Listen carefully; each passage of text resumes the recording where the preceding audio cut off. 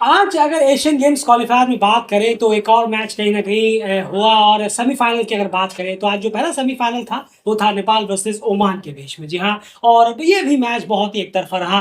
Tournament जो है वो पहले से ही बोरिंग हो चुका है, क्योंकि शुरू में जब जैसे ही स्पॉट्स फाइनल हो गए कि कौन कौन एशियन गेम्स जाएगा, वो तो ग्रुप स्टेज में ही क्लियर हो गए थे। और नेपाल मलेशिया जैसी टीमों ने एक एक मैच खेला तभी क्लियर हो गया था कि वो पहुंचा रहे हैं, और बाकी ग्रुप में भी क्लियर हो गया। तो जैसे पता चल गया उसके बाद ये फिर टूर्नामेंट बहुत डेड रबड़ है, कुछ भी खास मैच हमें देखने को नहीं मिले।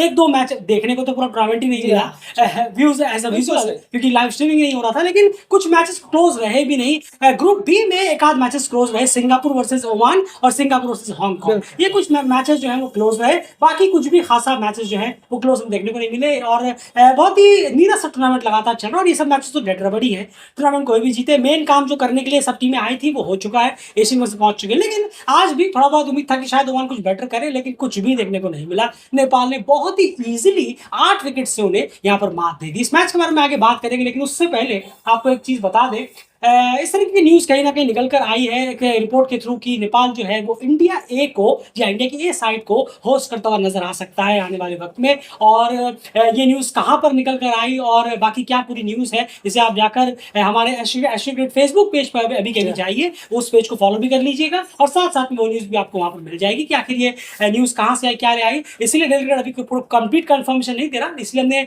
वहां पर उस पोस्ट पे वो जहां से ये सोर्स है, जहां से न्यूज निकल कर आई है, उस वेबसाइट का लिंक वगैरह सब कुछ दिया हुआ है, आप जाकर वहां जरूर चेक करिए। लेकिन इस तरह की न्यूज निकल कर आई है तो ऐसे ही हवा में निकल कर नहीं आई होगी, और इसलिए हमने सोर्स डाला हुआ है ताकि वो सारा चीज जो है वहां पर जाकर पढ़ ले। तो उसका लिंक आपको वहां जाकर मिलेगा, अभी के अभी जाइए और एस्ट्रो फेसबुक पेज को फॉलो कर लीजिए। चलिए, उसके बाद अगर हम बात करें तो कल ही रात को और आज सुबह हमने आपके सामने डाला यूएसए वर्सेस कनाडा, एक बहुत इंपॉर्टेंट मैच था।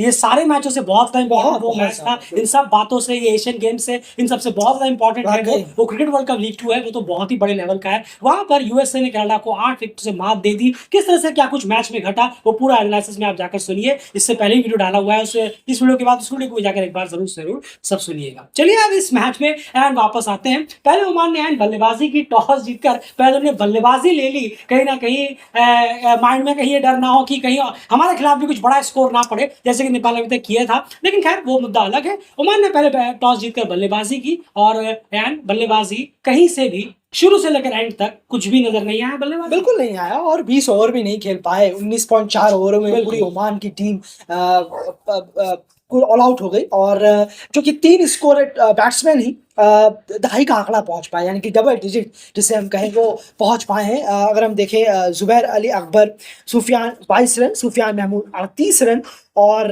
नीचे आकर अब्दुल जलील खान, जी हाँ अब्दुल जलील खान 16 रन। लेकिन बॉलों को देखें, स्ट्राइक रेट को देखें आप इन तीनों के ही, तो बस लगेगा कि खेल दिया हो गया, बस कैसे भी करके हमने सरवाइव किया है ये 20 ओवर। अगर हम देखें सरवाइव तो कर नहीं पाए 20 ओवर भी, बहुत ही खराब बल्लेबाजी रही ओमान की। ये वहीं के ओरिजिन प्लेयर्स हैं जो कि अभी ओमान में खेले हैं, तो बहुत ज्यादा खस्ता हाल है अगर हम बात करें। बिल्कुल, अभी बड़े लेवल पर है, अभी इनका जो है और बेहतर इन्हें होना पड़ेगा। लेकिन ओवरऑल यहाँ पर अगर देखें, और आपने देखा कि कल हांगकांग ने भी किस कदर जो है ओमान के खिलाफ जो है वो हाईएस्ट स्कोर लगा दिया। तो ओमान की ये टीम को अभी बड़े लेवल पर बहुत काम करने, सिंगापुर के खिलाफ भी वो बहुत ही क्लोज 7 रन से जीते थे, हालांकि जीत दर्ज करने में कामयाब रहे। बहरीन सिंगापुर को हराकर वो एशियन गेम जरूर पहुंच गए, लेकिन हांगकांग और नेपाल ने उनका जमकर टेस्ट लिया, जिसमें वो पूरी तरह से फेल साबित हुए हैं। बल्लेबाजी का कुछ इस तरह से यहाँ पर कप्तान सुफियान महमूद ही कहीं ना कहीं खड़े हो पाए। चलिए, उसके बाद अगर हम यहाँ पर बात करें तो नेपाल की गेंदबाजी की अगर यहाँ पर बात की जाए तो गेंदबाजी में जबरदस्त गेंदबाजी रही शुरू से ही। अगर हम बात करें, 2 बार तो हैट्रिक चांस पे थे, एक बार करण केसी हैट्रिक चांस पे थे, और एक बार संदीप लामिछाने हैट्रिक चांस पर थे। और कहीं ना कहीं और बहुत ही डोमिनेटिंग रहा। शुरुआत में करण केसी ने कमर तोड़ी, उसके बाद मिड में आकर संदीप और बाकी बॉलर्स ने भी बैक टू बैक विकेट्स निकालकर ना ही ओमान टीम को 100 पहुंचने दिया और ना ही उनको 20 ओवर खेलने दिया। बिल्कुल, 6 के 6 बॉलर्स को विकेट मिले। साहब आलम, कुशल मल्ला, दीपेंद्र सभी ने चिप इन किया है विकेटों से, और करण केसी, सोमपाल और संदीप ने 3-2-2 विकेट रेस्पेक्टिवली निकाले हैं। बहुत अच्छा परफॉर्मेंस। बिल्कुल, तो ये सूरत हाल रहा और जब टीम को टारगेट जो मिला, बॉलर्स ने जो टारगेट 95 रखा 95 रन का, 95 रन कहीं न कहीं सिर्फ टीम को बनाने थे और नेपाल जब बल्लेबाजी करने के लिए यहाँ पर उतरा तो बहुत ही शुरुआत इतनी अच्छी नहीं रही। अब तक शुरुआत ज़बरदस्त रही है बिल्कुल। सारे मैचों में, लेकिन इस मैच में शुरुआत इतनी अच्छी नहीं रही। इनिशियल शुरुआत तो बहुत तेज़ रही, एक ही ओवर में 20 रन बना डाले थे, बिल्कुल। वो शुरुआत तेज़ नहीं थी। कुशल भुट्टल ने काफ़ी तेज़ तरह शुरुआत, लेकिन एक ओवर शुरुआत जो रही वो फीकी रही और कुशल भुट्टल और आसिफ शेख दोनों ही अपना विकेट जल्दी गंवा बैठे और देखते ही देखते टीम जो है वो अपने 2 विकेट कहीं न कहीं गंवा बैठे। मेरे ख्याल से 27 रन के आसपास उन्होंने अपने 2 विकेट्स गंवा दिए थे। लेकिन उसके बाद यहाँ पर एंट्री होती है रोहित पुड़ैल और लोकेश बाम की, जिन्होंने स्मूथली इस मैच को आराम से निकाल दिया, कोई और दिक्कत होने नहीं दी। लोकेश बाम काफ़ी तेज खेले, 26 गेंदों में 44 रन और रोहित पुड़ैल ने 19 गेंदों में 17, थोड़े स्लो थे, लेकिन लोकेश ने उनका काम कर दिया और मैच जो है 8 विकेटों से नेपाल जीतने में कामयाब रहा और उसी के साथ नेपाल फाइनल में भी कहीं ना कहीं के साथ पहुंच गया और अब फाइनल में उनका मुकाबला देखना पड़ेगा किससे होगा।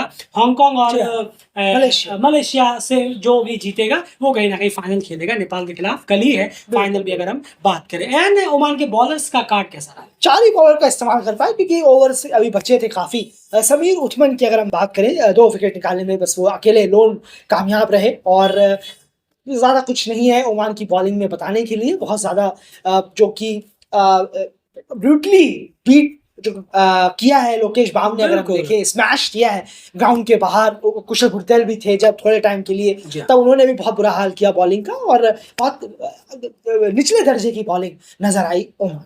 बिल्कुल, चलिए इस मैच तो ये सब गड़बड़ी थे कहीं ना कहीं। अब ओवरऑल क्योंकि मेन काम टीमों का ओमान का भी मेन काम हो चुका है। ओमान कितनी भी खराब खेली हो वो एशियन गेम्स जा रही है। नेपाल टूर्नामेंट जीत जाए फिर भी वो एशियन गेम जा रही है। तो यही बात है कि मेन काम इन चारों टीमों का हो चुका है। मलेशिया, ओमान, हांगकांग या नेपाल वो आपस में ये टूर्नामेंट जीत जाएंगे, ट्रॉफी उठा लेंगे।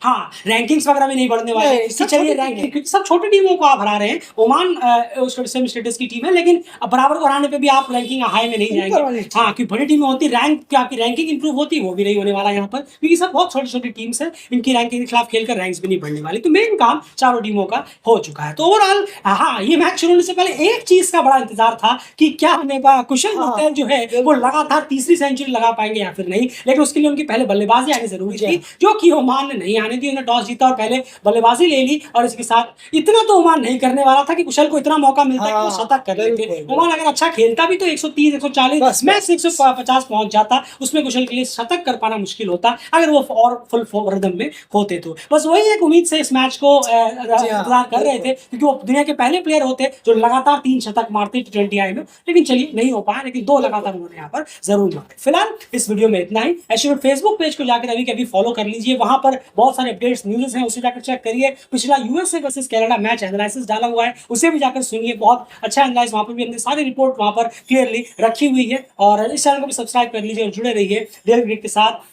इस तरह से लगातार अपडेट्स हम आपके लिए लाते रहते हैं। फिलहाल इस